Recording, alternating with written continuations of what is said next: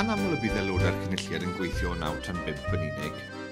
Yn aml, mae aelodau'r cynulliad yn gweithio 7 diwrnod yr wythnos gyda sawl diwrnod gwaith o 12 awr.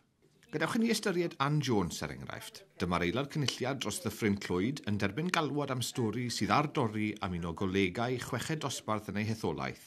Mae hynny ar ben y gwaith paratoi sydd ganddi wneud ar gyfer y pwyllgor cyfle cyfartal a mae hi ar fin ei gadeirio.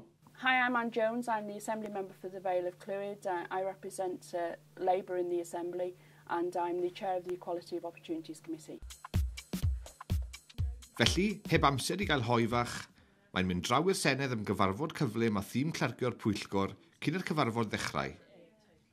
Ond mae aelodau i'r cynulliad yn gwneud mwy na chadeirio cyfarfodydd pwyllgor. Dyma Helen Mary Jones, aelod cynulliad Llanelli, yn bwrw golwg olaf ar araith a mae ar ei fin ei rhoi draw yn y Senedd. I'm Helen Mary Jones. I'm the Plaid Cymru National Assembly member for the Llanelli constituency. I'm the deputy leader of the Plaid Cymru group in the Assembly and a member of the Health, Wellbeing and Local Government Committee, Plaid Cymru's Health and Social Services spokesperson, and I also chair the Children and Young People's Committee. Bydd hi'n rhoi'r araith mewn digwyddiad i nodi lansio adroddiad gan Stonewall Cymru, y grŵp dros bobl lesbaidd, hoyw a deurywiol. Mae aelodau'r cynulliad yn aml yn cefnogi digwyddiadau y gynhelir yn y Senedd.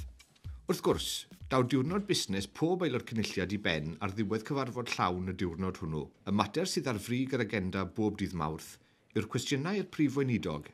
Hi, my name is Alan Cairns. I'm the Conservative Assembly Member for South Wales West. I'm preparing to go to First Minister's Questions, which takes place on a weekly basis.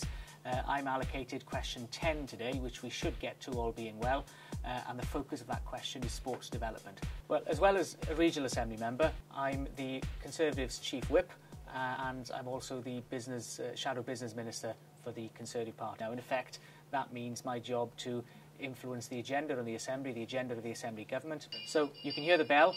That means it's time that we're being called to the chamber and I need to go. Ond mae'r aelodau yn gweithio tu allan i'r Senedd hefyd, ac mae'n yn aml yn teithio o amgylch y wlad. Bu Mick Bates, yr aelod dros Sir Drefaldwyn, yn ymweld â Llyfrgell Caerdydd i lansio adroddiad ar leihau allyriadau carbon mewn adeiladau cyhoeddus. My name is Mick Bates. I am Liberal Democrat member for Montgomeryshire and I chair the Sustainability Committee.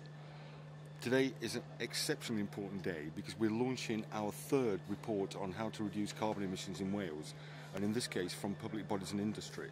And we've chosen to launch it in this fabulous BREEAM Excellent building, which is an exemplar of what all public bodies should do, is to build to the highest standard available. Felly, gallwch weld bod aelodau'r cynulliad yn cyflawni nifer o dasgau, ac mae hynny ar ben y gwaith y maent yn ei wneud dros eu hetholwyr. Nid ydych gweithio 9 tan 5 yn unig. Maent yn fwy tebygol o weithiau 4 awr ar 20 y dydd, 7 diwrnod yr wythnos.